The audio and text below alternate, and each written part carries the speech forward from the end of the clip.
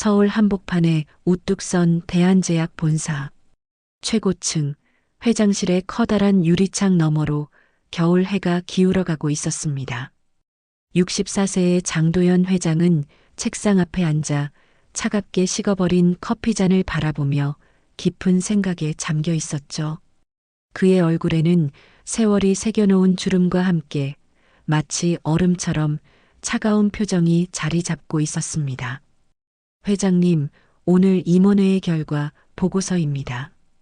비서가 조심스럽게 문을 열고 들어와 서류를 건네자 도연은 무표정한 얼굴로 페이지를 넘기기 시작했어요. 매출 실적, 신약 개발 현황, 인사평가까지 모든 것이 숫자로 정리된 차가운 보고서였죠. 그에게는 이제 모든 것이 단순한 계산일 뿐이었습니다. 3분기 매출이 전년 대비 12% 감소했군. 책임자는 누구지? 도연의 목소리는 겨울바람처럼 싸늘했어요. 비서는 긴장한 표정으로 대답했습니다. 영업본부장과 마케팅 팀장이 책임을 지고 사표를 제출했습니다. 그래, 감정에 휘둘려 판단을 흐리는 자들은 필요 없다. 기업은 자선단체가 아니야. 도연은 서류를 덮으며 차갑게 말했죠. 그의 눈빛에는 인간적인 따뜻함을 찾아볼 수 없었습니다. 마치 모든 감정을 어딘가에 묻어버린 듯한 표정이었어요. 회의실에서 나온 임원들은 복도에서 수군거렸습니다. 회장님이 예전 같지 않으시다. 너무 매정해지신 것 같아. 맞아. 예전엔 그래도 인간미가 있으셨는데. 하지만 아무도 감히 면전에서는 말하지 못했어요. 사실 도연이 이렇게 변한 데에는 깊은 상처가 있었습니다. 5년 전 그가 가장 사랑했던 아내 윤지민을 치매로 잃었거든요. 30년 넘게 함께 살아온 아내가 점점 기억을 잃어가는 모습을 지켜보는 것은 그에게 견딜 수 없는 고통이었죠. 처음에는 최고의 의료진을 찾아다니며 치료에 매달렸지만 의학의 한계 앞에서 무력감만 느껴야 했습니다. 여보, 오늘 아침에 뭘 먹었는지 기억나지 않아. 지민이 혼란스러워하던 모습이 생생했어요. 처음에는 단순한 건망증이라고 생각했지만 시간이 갈수록 증상은 악화됐습니다. 자신을 알아보지 못하는 날들이 늘어갔고 급기야 도연의 이름조차 잊어버렸죠. 감정이란 결국 화학 작용일 뿐이야. 도연은 혼자 중얼거리며 창밖을 바라보았어요. 이것은 아내를 잃은 후 그가 자주 되뇌는 말이었습니다. 사랑도 슬픔도 그리움도 모두 뇌에서 일어나는 화학 반응에 불과하다고 스스로를 설득하려 했죠. 그렇게라도 생각하지 않으면 아내를 그리워하는 마음이 너무나 아팠거든요. 해가 완전히 저물어 사무실에 어둠이 깔렸어요. 도연은 여전히 자리를 지키고 있었습니다. 집에 가봤자 텅 빈 거실만이 기다리고 있을 뿐이었거든요. 그는 책상 서랍을 열어 작은 약병을 꺼냈습니다.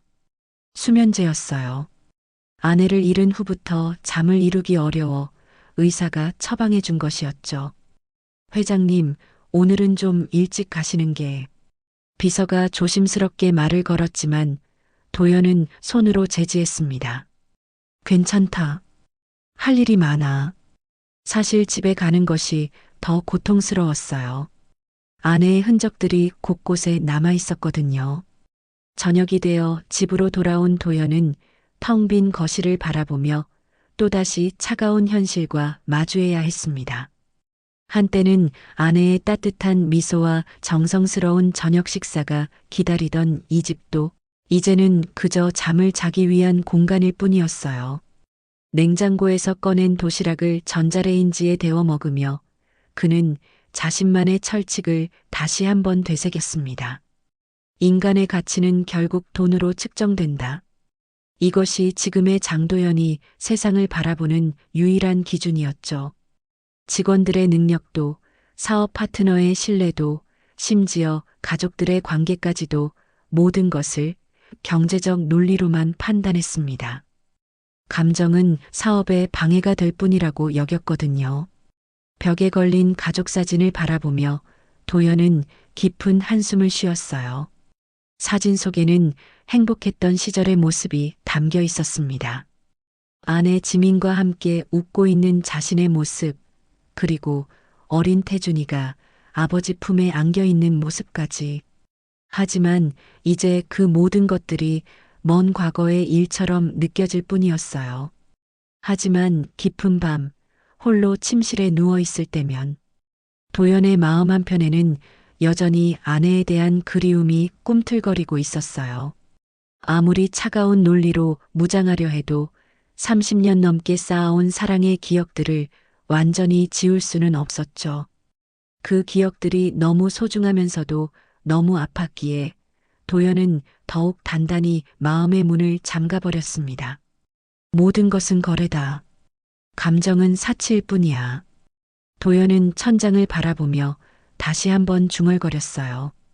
이렇게 해서 한때는 따뜻했던 남편이자 아버지였던 장도연은 오직 숫자와 이익만을 추구하는 냉혹한 기업인으로 변해가고 있었습니다. 그는 자신도 모르게 인간적인 모든 것들을 차단하며 살아가고 있었어요. 그 다음 주 일요일 저녁 장도연의 집 거실에는 오랜만에 온기가 감돌고 있었습니다. 막내 아들 장태준이 아버지를 찾아온 거였죠. 29살의 태준은 원래 의대에 다니다가 사회사업학과로 전과한 아들이었어요. 아버지의 기대와는 다른 길을 선택한 것 때문에 부자 사이에는 늘 미묘한 긴장감이 흘렀습니다. 아버지, 오늘 말씀드리고 싶은 일이 있어서 왔어요.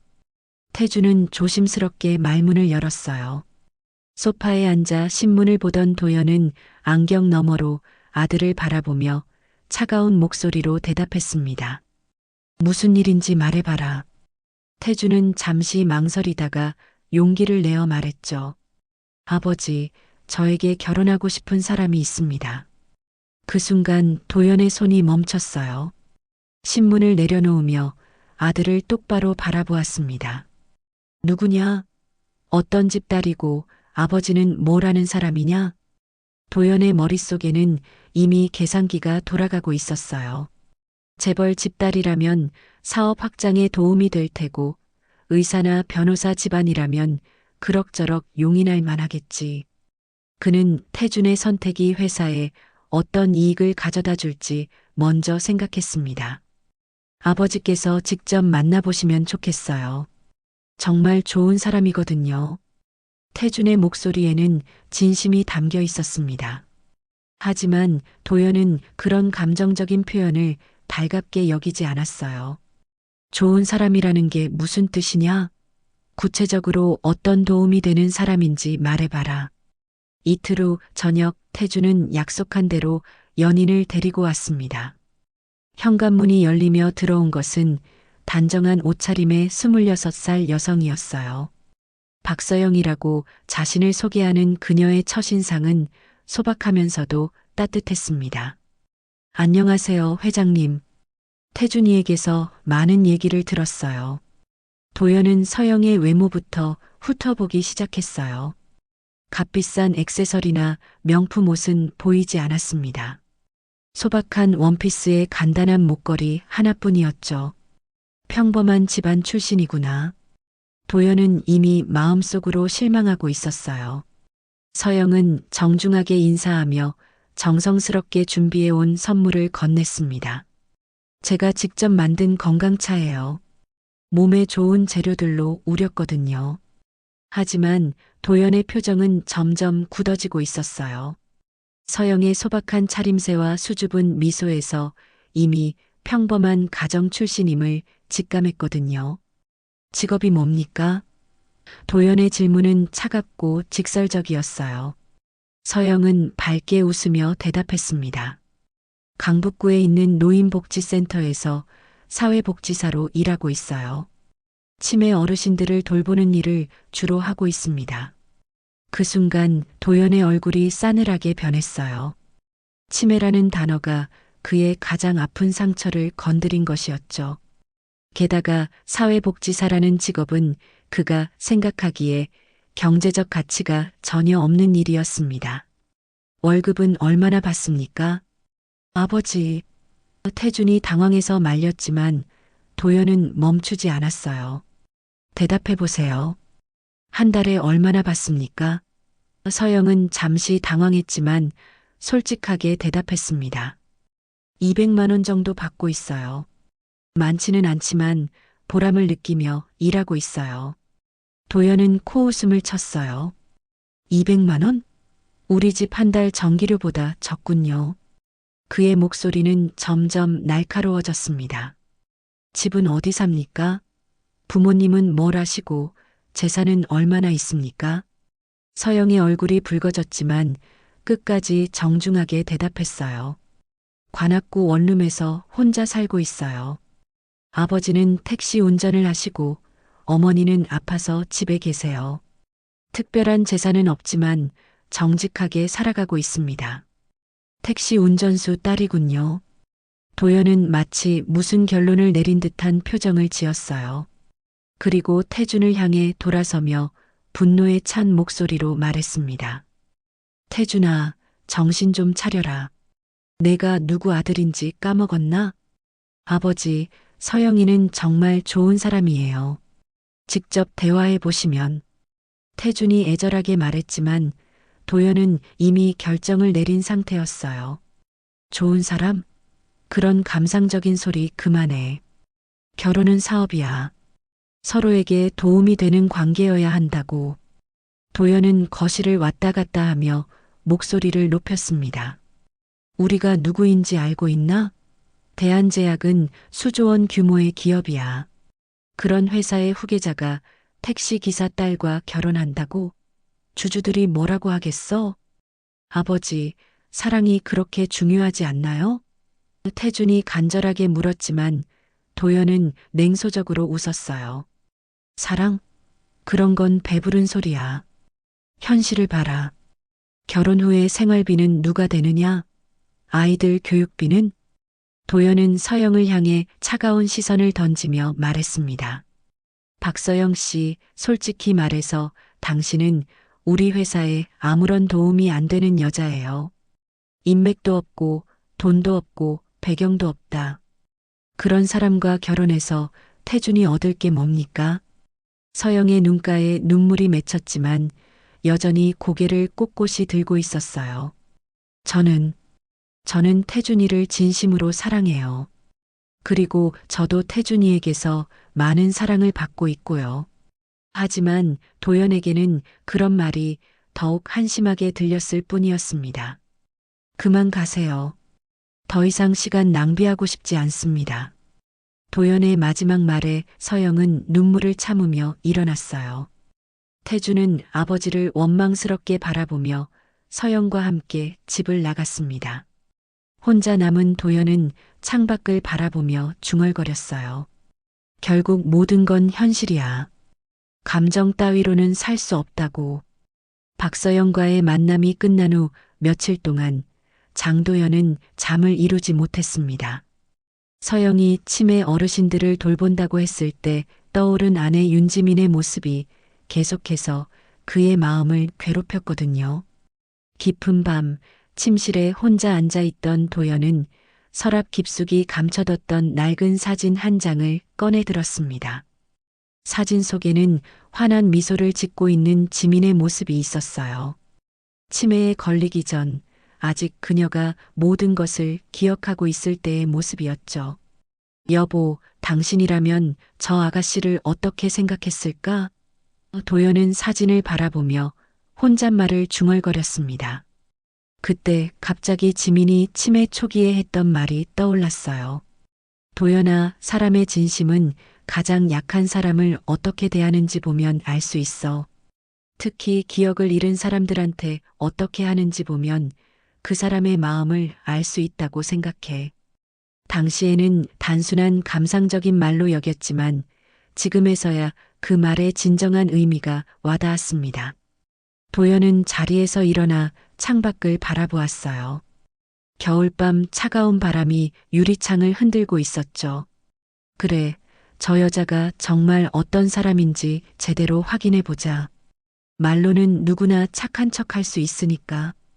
그의 목소리에는 냉소가 섞여 있었지만 동시에 묘한 궁금함도 함께 스며들어 있었어요. 다음 날 새벽 도연은 평소와 다른 행동을 시작했습니다. 운전기사에게 연락해 오늘 하루 종일 차량 운행을 취소한다고 했어요. 그리고 집안 창고에서 오래된 낡은 옷들을 찾아냈습니다. 몇 년 전 자선단체에 기부하려다가 그만둔 헌 정장과 털이 다 빠진 낡은 코트였죠. 화장실 거울 앞에 선 도연은 자신의 모습을 찬찬히 살펴보았어요.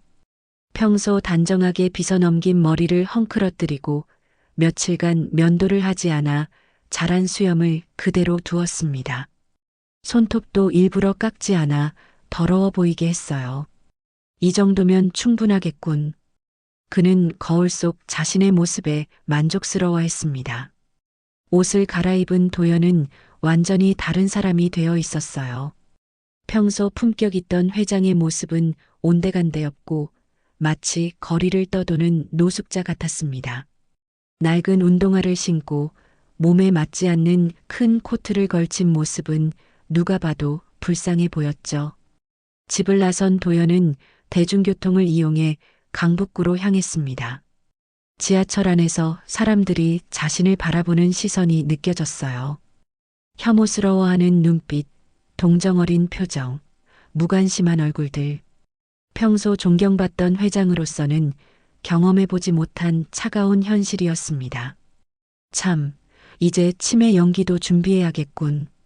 도연은 마음속으로 계획을 세웠어요. 아내 지민이 치매 초기에 보였던 증상들을 떠올려 보았습니다. 같은 말을 반복하고 길을 잃고 가족을 알아보지 못하는 모습들. 그 모든 것이 생생히 기억났죠.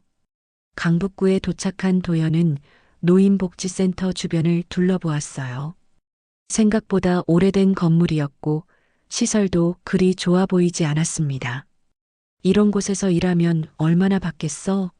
정말 돈 때문에 일하는 게 아니라는 건가? 그는 속으로 중얼거리며 복지센터 입구 근처 벤치에 앉았어요. 점심시간이 되자 복지센터에서 사람들이 나오기 시작했습니다. 도연은 긴장하며 주변을 살폈어요. 그때 익숙한 목소리가 들렸습니다. 할아버지들, 오늘 점심 맛있게 드세요. 바로 박서영의 목소리였죠. 그녀는 몇 명의 어르신들과 함께 나와서 정답게 대화하고 있었어요. 도연은 심호흡을 하며 자신의 연기를 시작할 준비를 했습니다. 자, 이제 시작이다. 박서영이라는 여자가 정말 어떤 사람인지 제대로 확인해 보자. 그는 벤치에서 일어나 비틀거리는 걸음걸이로 복지센터 쪽으로 걸어갔어요. 마치 길을 잃고 헤매는 치매 노인처럼 행동하기 시작했죠. 어디지? 여기가 어디야? 도연은 일부러 혼란스러운 표정을 지으며 중얼거렸습니다. 지나가는 사람들 대부분은 그를 외면하거나 피해서 지나갔어요. 저녁 6시가 되자 노인복지센터에서 하루 일과를 마친 박서영이 나왔습니다.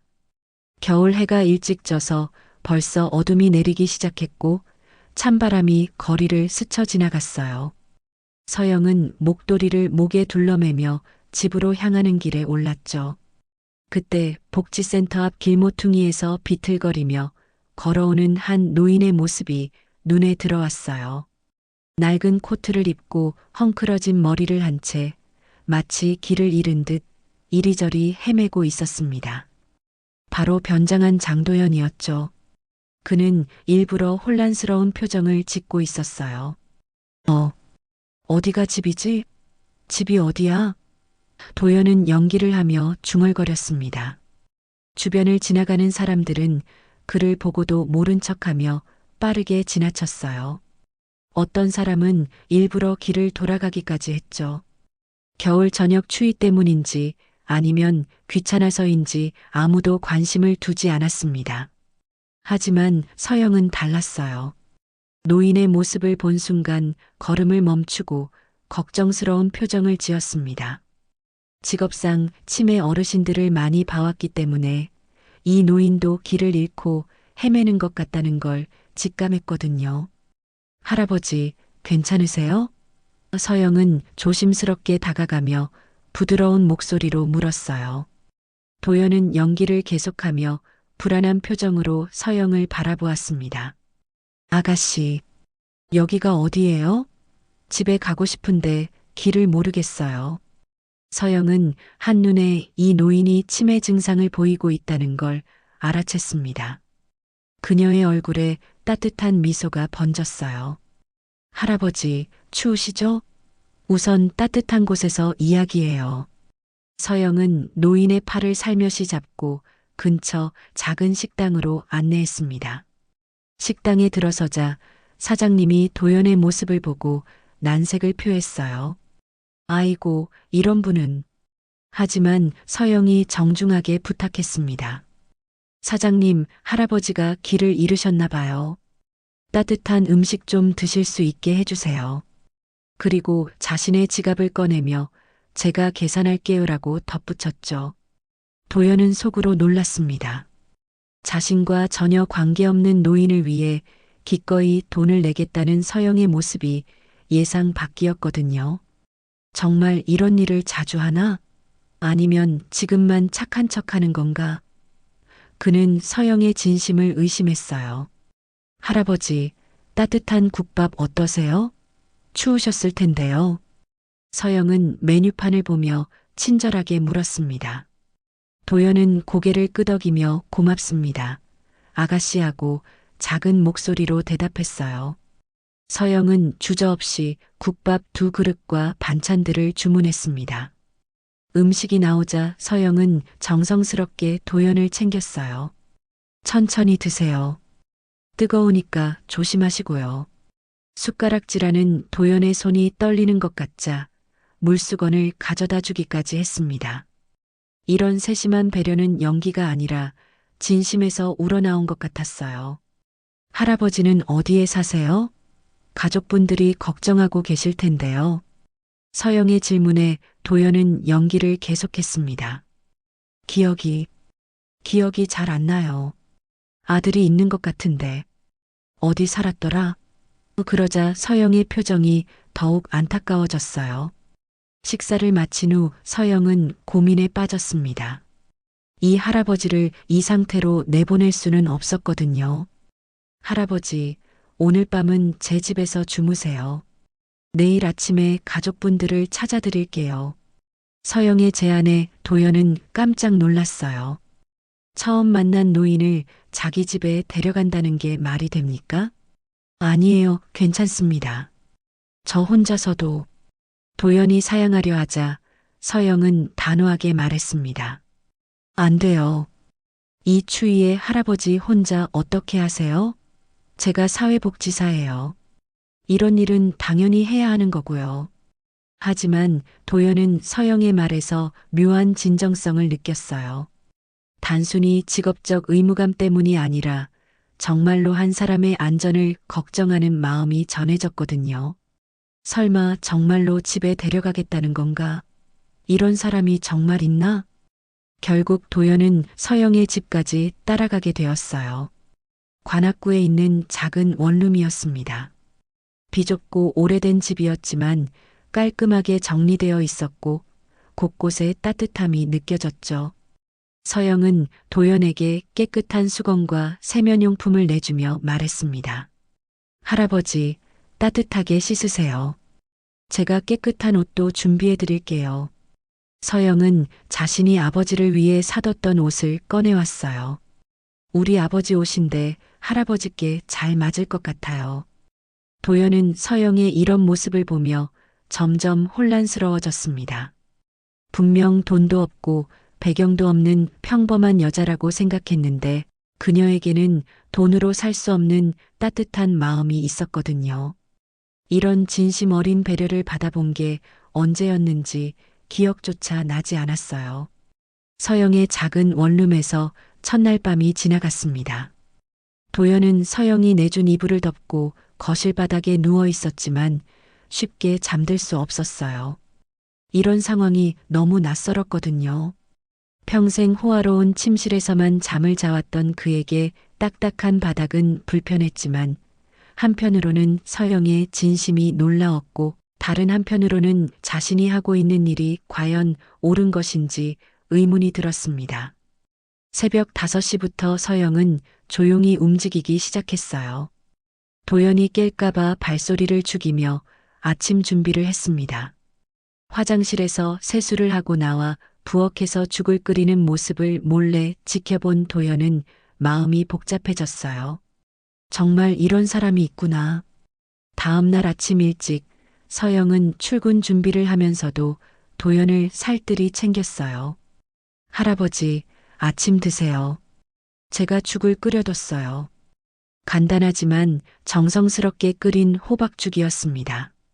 죽 한 그릇에도 각종 영양소를 고려해서 당근과 양파를 넣었더군요.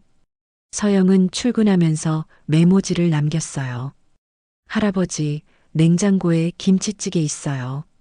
점심때 데워 드세요. 화상 조심하시고 급한 일 있으면 이 번호로 연락하세요. 심지어 응급실 번호와 경찰서 번호까지 적어두었습니다. 할아버지, 저 일하는 동안 집에서 편히 쉬세요. 오늘 꼭 가족분들을 찾아드릴게요. 서영이 출근한 후 도연은 혼자 남겨진 원룸을 둘러보았습니다. 작고 소박한 집이었지만 곳곳에서 따뜻함이 느껴졌어요. 냉장고를 열어보니 반찬통들이 깔끔하게 정리되어 있었어요. 김치, 시금치나물, 콩나물 무침까지. 혼자 사는 집치고는 정성스럽게 준비된 음식들이었죠. 책장에는 사회복지 관련 서적들이 빼곡히 꽂혀 있었고 치매 어르신 돌봄 매뉴얼, 노인 심리학 개론 같은 전문 서적들도 보였습니다. 정말 성실하게 살고 있구나. 도연은 속으로 중얼거렸습니다. 작은 책상 위에는 복지센터에서 받은 감사장들이 액자에 담겨 있었어요. 박서영 사회복지사님의 헌신적인 봉사에 감사드립니다라고 적힌 글들을 보며 도연은 묘한 기분을 느꼈습니다. 오전 11시쯤 서영이 급하게 전화를 걸어왔어요. 할아버지, 괜찮으세요? 아침 드셨어요? 일터에서도 계속 걱정하고 있었던 거죠. 네, 죽 맛있게 먹었어요. 고맙습니다. 도연이 대답하자 서영은 안도의 한숨을 쉬었습니다. 오후가 되자 서영이 급하게 집으로 돌아왔어요. 점심시간을 이용해서 도연을 챙기러 온 것이었습니다. 할아버지, 점심 드셨어요? 제가 김밥을 사왔어요. 서영은 숨을 고르며 김밥과 따뜻한 우동을 내놓았어요. 아가씨, 일 때문에 바쁠 텐데 이렇게까지. 도연이 연기하며 미안해하자 서영은 환하게 웃으며 말했습니다. 괜찮아요. 할아버지가 혼자 계시는 게 더 걱정돼요. 그리고 경찰서와 병원에 연락해서 실종 신고가 들어왔는지 확인해 보겠다고 했어요. 점심을 함께 먹으며 서영은 도연에게 이런저런 질문을 했어요. 할아버지, 혹시 기억나는 게 없으세요? 아드님 이름이라도. 도연은 연기를 계속하며 아들이 있었던 것 같은데, 이름이, 하고 머뭇거렸습니다. 서영은 인내심을 갖고 천천히 도연의 기억을 되살려 보려 했어요. 괜찮아요. 천천히 생각해 보세요. 급하지 않아요. 그녀의 다정한 목소리에 도연은 점점 죄책감을 느끼기 시작했습니다. 저녁에 퇴근한 서영은 피곤한 기색이 역력했지만 도연을 위해 정성껏 저녁을 준비했습니다. 할아버지, 우리 아버지가 좋아하시던 된장찌개예요. 할아버지도 좋아하실 것 같아서요. 따뜻한 식사를 함께하며 서영은 계속해서 도연의 안부를 물었어요. 할아버지, 오늘 하루 어떠셨어요? 심심하지 않으셨나요? 서영의 질문에 도연은 아가씨 덕분에 편했어요 라고 대답했습니다. 사실 혼자 있는 동안 많은 생각을 했거든요.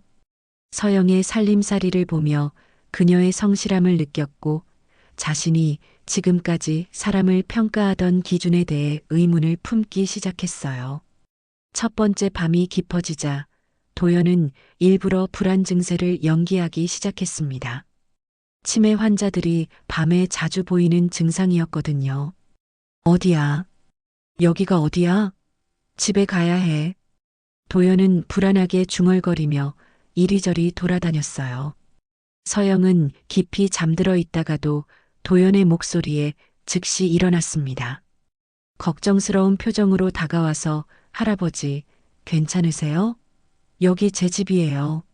안전한 곳이니까 걱정하지 마세요라고 부드럽게 달랬어요. 서영은 도연의 손을 부드럽게 잡으며 침대 옆에 앉았어요. 제가 여기 있을게요. 무서워하지 마세요.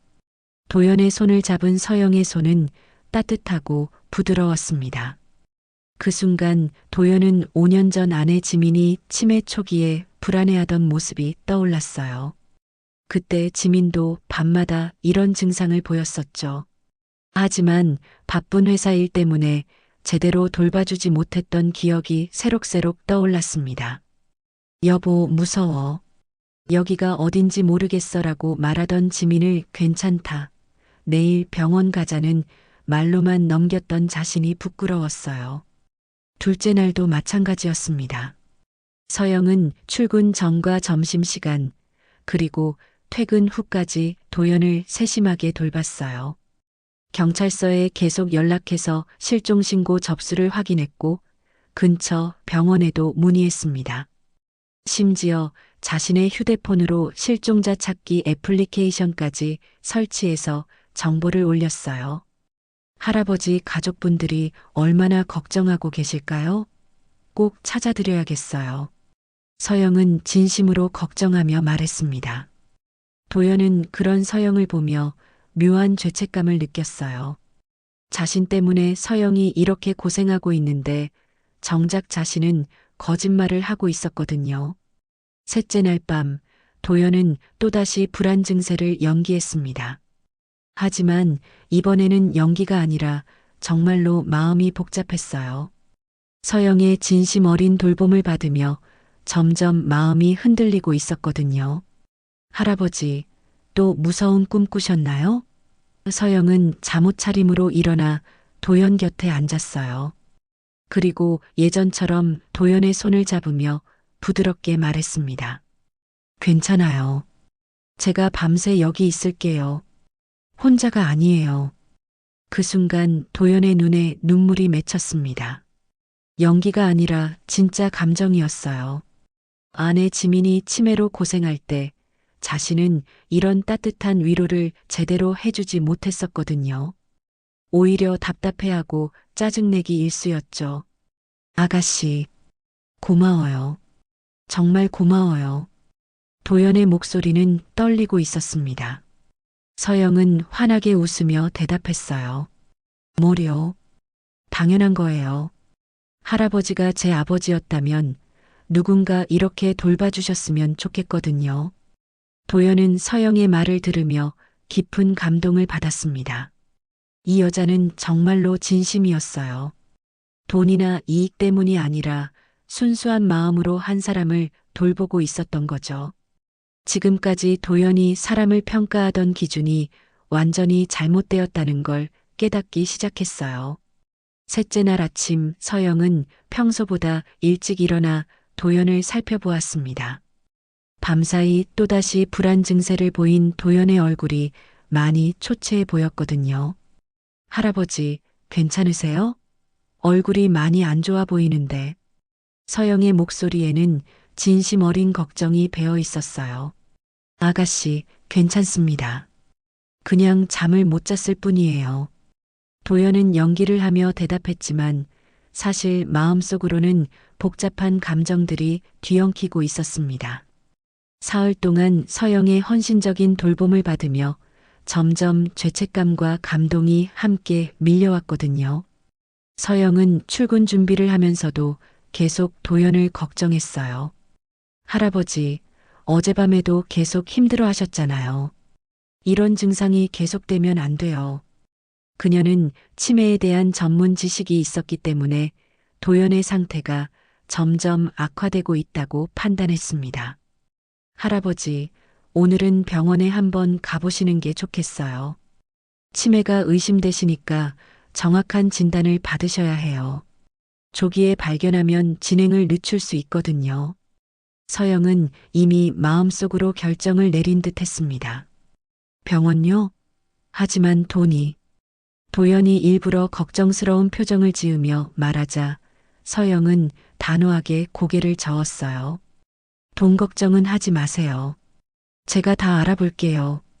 그리고 출근길에 급하게 은행에 들러야겠다고 중얼거렸습니다.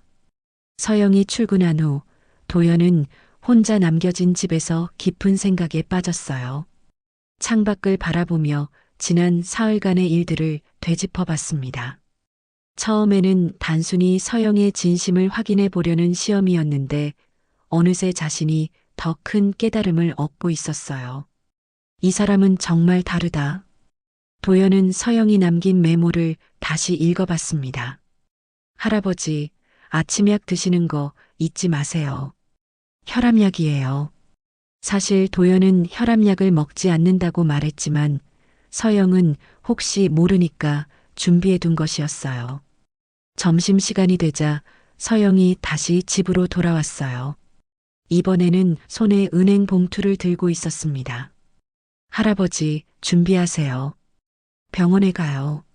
서영의 표정은 평소보다 조금 어두워 보였지만 여전히 따뜻한 미소를 잃지 않고 있었어요.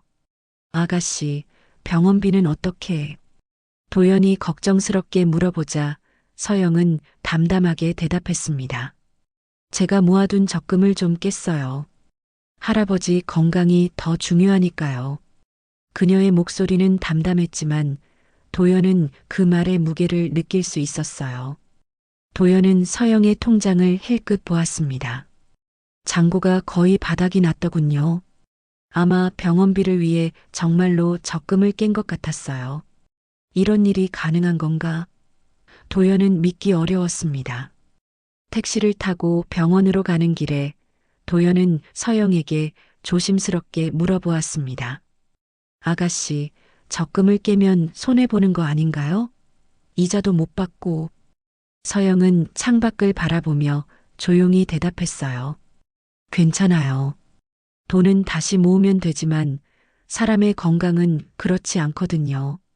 그래도 저는 아가씨와 아무 관계도 없는 사람인데. 도연이 말하자 서영은 고개를 저으며 말했습니다. 할아버지, 우리는 이제 가족이에요. 혈연은 아니지만 마음으로는 가족인 거죠.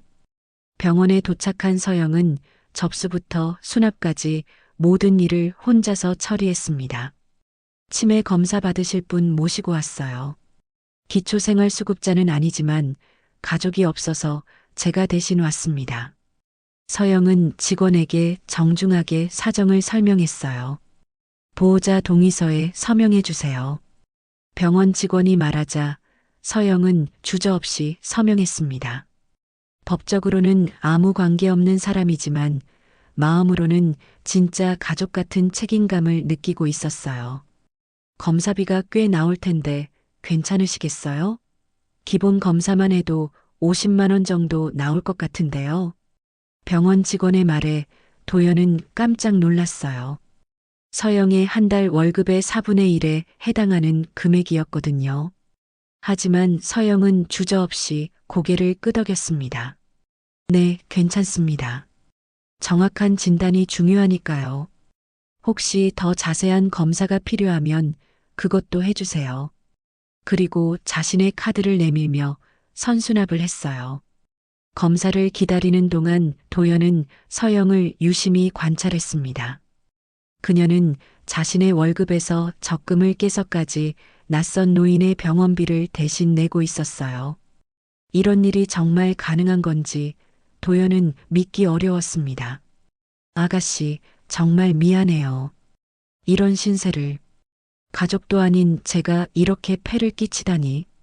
도연이 연기하며 죄송해하자 서영은 오히려 그의 손을 잡으며 위로했습니다. 할아버지, 그런 말씀하지 마세요. 저도 언젠가는 늙고 아플 거예요. 그때 누군가 이렇게 도와주면 좋겠다는 마음으로 하는 거예요. 검사 결과를 기다리며 서영은 계속해서 도연을 격려했어요. 할아버지, 치매 초기라면 치료할 수 있어요. 희망을 잃지 마세요. 제가 아는 어르신 중에도 조기에 발견해서 지금까지 잘 지내시는 분들이 많아요. 그때 도연은 갑자기 아내 지민이 치매 진단을 받던 날을 떠올렸어요. 그날 자신은 바쁜 회사 일 때문에 병원에 함께 가지 못했었죠. 지민은 혼자서 그 무서운 진단을 들어야 했고 자신은 나중에 전화로 결과만 전해 들었을 뿐이었습니다. 여보, 나 치매래. 지민이 떨리는 목소리로 전화했을 때의 기억이 생생했어요. 그때 도연은 괜찮다, 좋은 병원 찾아서 치료받으면 된다고 무심하게 말했었죠. 지민이 얼마나 무섭고 외로웠을지는 생각해보지 못했었습니다. 할아버지, 괜찮으세요? 얼굴이 창백해지셨는데. 서영의 걱정스러운 목소리에 도연은 정신을 차렸어요. 그런데 알 수 없는 이유로 눈물이 흘러내리고 있었습니다. 할아버지, 무슨 일이세요? 어디 아프세요? 서영은 당황하며 도연의 등을 쓰다듬어 주었어요. 그 따뜻한 손길에 도연의 마음속 댐이 터져버렸습니다. 아가씨, 아가씨는 정말 천사 같은 사람이에요. 도연의 목소리는 떨리고 있었어요. 돈도 별로 없으면서 저 같은 남을 위해서 적금까지 깨고 이런 사람이 정말 있다니. 서영은 도연의 눈물을 닦아주며 부드럽게 말했습니다. 할아버지, 돈이 없어도 괜찮아요. 사람이 먼저예요. 할아버지가 건강하게 사시는 게 돈보다 훨씬 소중하거든요. 그 순간 도연은 완전히 무너져 버렸어요. 지금까지 자신이 얼마나 잘못 살아왔는지, 얼마나 중요한 것들을 놓치고 살았는지 깨달았거든요. 돈으로만 사람을 평가하고 감정을 화학작용이라며 무시했던 자신이 너무나 부끄러웠습니다.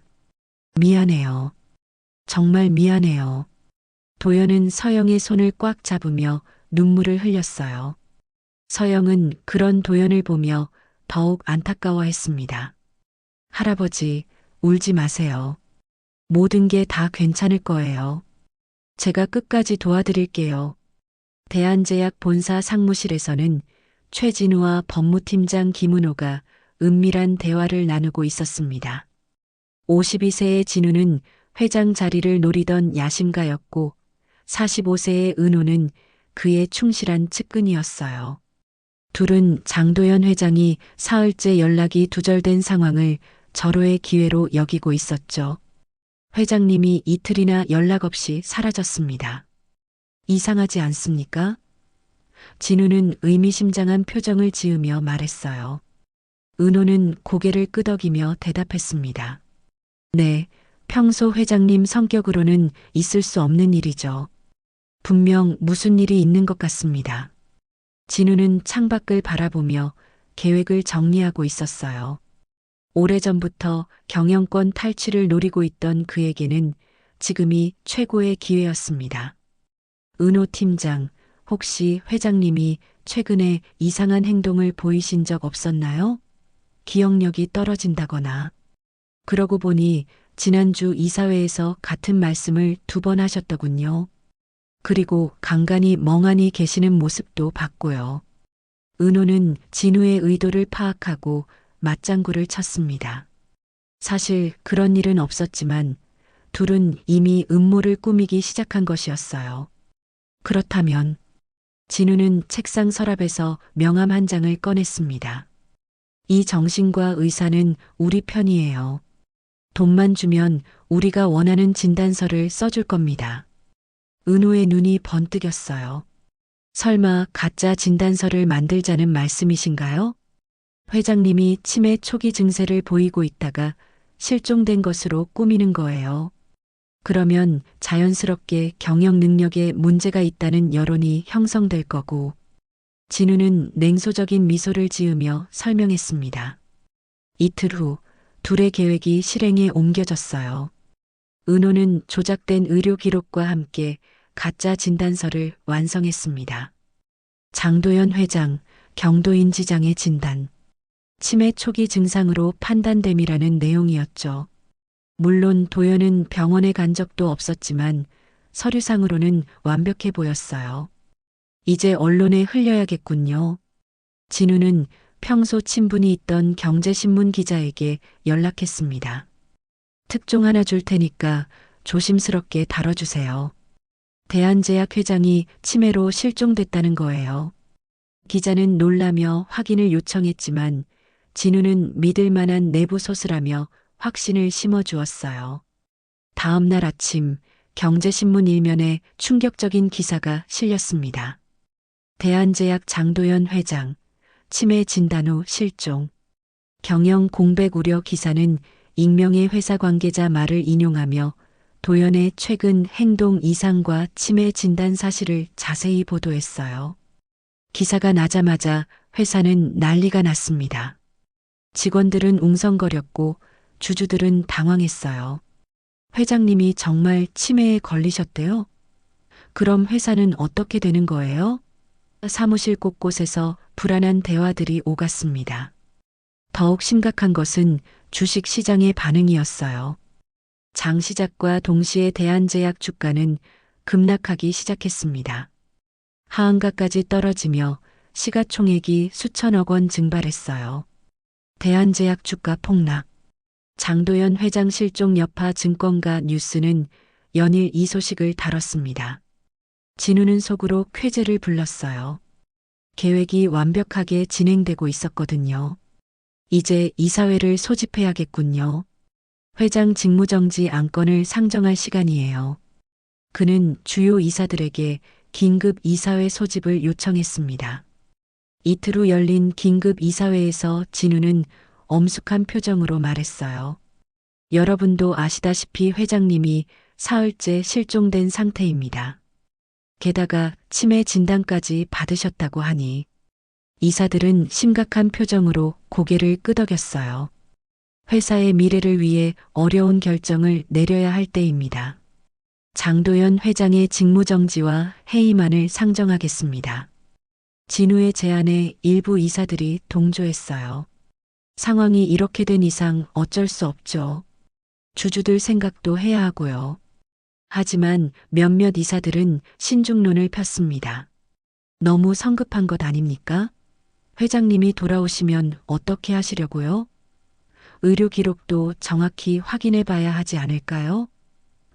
이사회는 찬반으로 나뉘어 격론을 벌였어요. 결국 표결에 붙여졌고 근소한 차이로 도연의 직무정지안이 가결됐습니다. 장도연 회장은 당분간 경영 일선에서 물러나고 최진우 상무가 임시로 경영을 맡기로 한다. 진우는 겉으로는 무거운 책임감을 표현했지만 속으로는 승리감에 차 있었어요. 그 소식은 곧바로 언론에 보도됐습니다. 대한제약 이사회, 장도연 회장 직무정지 의결, 최진우 상무 임시 경영 뉴스는 연일 이 사건을 톱뉴스로 다뤘어요. 진우의 야심이 드디어 현실이 되는 순간이었습니다.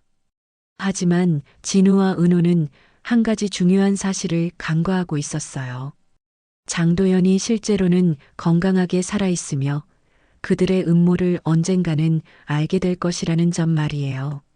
게다가 도연은 지금 박서영이라는 특별한 사람을 통해 인간의 진정한 가치에 대해 깨닫고 있었거든요. 폭풍은 이제 시작될 뿐이었습니다. 저녁 서영은 평소처럼 퇴근 후 집으로 돌아와 저녁 뉴스를 켰습니다. 그런데 뉴스 첫 번째 소식에 깜짝 놀랐어요. 대한제약 장도연 회장이 치매 진단 후 실종되어 이사회에서 직무정지를 결정했다는 내용이었거든요. 화면에 나온 장도연의 사진을 본 순간 서영은 숨이 멎을 것 같았습니다. 처음에는 단순한 우연의 일치라고 생각했어요. 이상하네. 할아버지와 좀 닮았는데. 하지만 뉴스에서 나오는 회장의 다른 사진들을 보자 점점 확신이 들기 시작했습니다. 어떻게 이럴 수가. 서영은 거실에 앉아 있는 도연을 다시 자세히 바라보았어요. 사흘 동안 함께 지내며 익숙해진 그의 얼굴을 새롭게 살펴보니 뉴스 속 장도연 회장과 너무나 닮아 있었습니다. 서영은 떨리는 손으로 리모컨을 잡고 뉴스를 되감기 시작했어요. 회장의 젊은 시절 사진이 나오자 더욱 확실해졌습니다. 할아버지, 혹시? 서영의 목소리는 떨리고 있었어요. 그때 서영은 태준과 처음 만났던 그날 저녁을 떠올렸습니다. 긴장해서 제대로 얼굴을 보지도 못했고 회장님의 차가운 시선과 날카로운 질문들에 압도되어 있었죠. 게다가 그때의 회장님은 말끔한 정장 차림에 정돈된 머리였는데 지금 앞에 앉아 있는 할아버지는 헝클어진 머리에 낡은 옷을 입고 있어서 완전히 다른 사람 같았거든요. 그래서 못 알아봤구나. 서영은 자신도 모르게 중얼거렸어요. 사흘 동안 함께 지내면서 할아버지의 말투나 행동에서 뭔가 평범하지 않은 기품이 느껴졌었는데 이제야 그 이유를 알 것 같았습니다. 도연도 뉴스를 보고 있었어요. 자신의 사진이 나오자 더 이상 연기를 계속할 수 없다는 걸 깨달았죠. 서영이 자신을 의심스럽게 바라보는 것도 느꼈고요. 서영 씨, 도연은 조심스럽게 말을 꺼냈어요. 사실 저는 그의 목소리는 더 이상 가짜 치매 환자의 목소리가 아니었습니다. 평소에 위험 있는 톤이 돌아와 있었어요. 회장님이셨군요. 서영의 목소리는 떨리고 있었지만 놀랍게도 화가 난 것 같지는 않았어요. 오히려 걱정스러운 표정이었습니다. 그런데 뉴스에서는 치매에 걸리셨다고 하는데 정말인가요? 도연은 고개를 저었습니다. 아니에요. 저는 치매가 아닙니다. 이 모든 게 거짓말이에요. 누군가 저를 몰아내려고 꾸민 일입니다. 그리고 왜 변장을 하게 되었는지 서영을 시험해 보려 했다는 사실까지 솔직하게 털어놨어요. 저를 시험하셨다고요? 서영은 잠시 충격을 받은 듯 조용히 있었습니다. 도연은 더욱 고개를 숙였어요. 정말 죄송합니다. 처음에는 당신이 태준이와 결혼할 자격이 있는지 확인하고 싶었어요. 서영은 한참 동안 말이 없었습니다. 그러다가 갑자기 일어나서 말했어요. 그럼 더 빨리 행동해야 해요. 회장님이 정상이라는 걸 증명해야 하잖아요. 그녀는 즉시 태준에게 전화를 걸었어요. 태준아, 지금 당장 와야 해. 아버지를 찾았어. 서영아, 화내지 않는 거야? 도연이 조심스럽게 물었습니다. 서영은 돌아서며 미소를 지었어요. 회장님, 지금 그런 게 중요한가요? 나쁜 사람들이 회장님을 해치려고 하고 있는데. 1시간 후 태준이 급하게 달려왔습니다. 아버지를 보자마자 안도의 한숨을 쉬었어요. 아버지, 정말 무사하셨군요. 온 세상이 난리가 났어요. 태준은 회사에서 벌어지고 있는 일들을 자세히 설명했습니다. 최진우 상무가 가짜 진단서를 만들어서 언론에 흘렸어요. 그리고 이사회에서 아버지를 해임시키려 하고 있습니다. 태준의 설명을 들은 도연은 분노에 찬 목소리로 말했어요. 그놈들이 나를 몰아내려고 이런 짓을 했군. 서영은 그런 도연을 진정시키며 말했습니다. 회장님, 화내시지 말고 차근차근 대응해요. 제가 도울게요. 우선 회장님이 정상이라는 증거부터 모아야 해요. 서영의 제안으로 세 사람은 밤새 증거 수집에 나섰습니다. 서영은 사흘간 도연과 나눈 모든 대화를 녹음했던 자신의 휴대폰을 꺼냈어요. 회장님이 얼마나 정상적으로 사고하시는지 다 녹음되어 있어요. 치매 환자라면 불가능한 대화들이죠. 녹음 파일을 들어보니 정말 놀라웠어요. 도연은 복잡한 경제 이야기부터 철학적인 대화까지 완벽하게 논리적인 사고를 보여주고 있었습니다. 이 정도 수준의 대화를 치매 환자가 할 수 있을 리 없어요. 태주는 회사 내부 정보를 조사했습니다. 진우 상무가 최근 이상한 움직임을 보였어요. 특정 정신과 의사와 여러 번 만났고 은호 팀장과 은밀한 회의도 많이 했다고 합니다. 직원들의 증언을 통해 음모의 실체가 드러나기 시작했어요. 더 중요한 건 이거예요. 태주는 서류한 뭉치를 꺼냈습니다. 진우 상무가 회사 자금을 빼돌린 증거입니다. 아마 이번 기회에 완전히 회사를 장악하려는 계획인 것 같아요. 서영은 병원 기록도 확인했습니다. 회장님이 치매 진단을 받았다는 병원에 직접 확인해 봤는데 그런 기록이 없다고 하더라고요. 완전히 조작된 거였어요. 가짜 진단서의 존재가 명확해졌습니다. 그리고 이것도 봐요. 서영은 자신의 노트북을 켰습니다. 진우 상무가 만난 의사의 과거 기록을 조사해 봤는데 이미 몇 번이나 가짜 진단서로 문제를 일으킨 적이 있어요. 밤을 새워 준비한 결과 세 사람은 완벽한 반박 자료를 만들었어요. 도연은 평소 신뢰하던 이사들에게 비밀리에 연락해서 진실을 알렸습니다. 저는 건강합니다. 내일 이사회에 직접 참석하겠습니다. 다음 날 아침 언론에는 또 다른 소식이 흘러나왔어요. 장도연 회장 생존 확인. 치매 진단 조작 의혹. 도연이 직접 기자들에게 연락해서 진실을 알렸던 거죠. 마침내 결정적인 날이 왔어요. 대한제약 이사회실에는 긴급 이사회가 열렸습니다. 진우는 아직도 상황을 모른 채 승리감에 차서 회의를 진행하고 있었어요. 오늘은 정식으로 회장 회의만을 의결하고 새로운 경영진을 구성하는 자리입니다. 그때 이사회실 문이 열리며 장도연이 당당하게 걸어 들어왔습니다. 정장을 말끔히 차려입고 평소와 다름없는 모습이었어요. 더 놀라운 것은 그의 뒤를 따라 서영과 태준도 함께 들어왔다는 점이었죠. 안녕하십니까, 여러분. 대한제약 회장 장도연입니다. 도연의 목소리는 위험이 있으면서도 따뜻함이 느껴졌어요. 예전에 차갑기만 했던 모습과는 달랐습니다. 이사회실은 순식간에 술렁였어요. 진우와 은호의 얼굴은 새하얗게 변했습니다. 회장님? 어떻게? 진우는 말을 제대로 잇지 못했어요. 도연은 차분하게 말했습니다. 여러분이 걱정해 주신 덕분에 건강하게 돌아왔습니다. 그런데 제가 없는 사이 참 흥미로운 일들이 많이 벌어졌더군요. 그는 서영이 준비한 녹음 파일과 각종 증거들을 테이블에 올려놓았어요. 저는 치매에 걸린 적이 없습니다. 이 모든 것은 누군가의 치밀한 음모였어요. 도연의 목소리는 위험이 있었습니다. 태준이 나서서 가짜 진단서의 진실을 폭로했고 서영이 준비한 녹음 파일이 재생되었어요. 녹음 파일에서는 도연이 완벽하게 정상적인 사고를 하는 모습이 담겨 있었습니다. 복잡한 경영 이야기부터 철학적인 대화까지 치매 환자라면 불가능한 내용들이었죠. 최진우 상무, 김은호 팀장. 당신들이 한 일을 모두 알고 있습니다.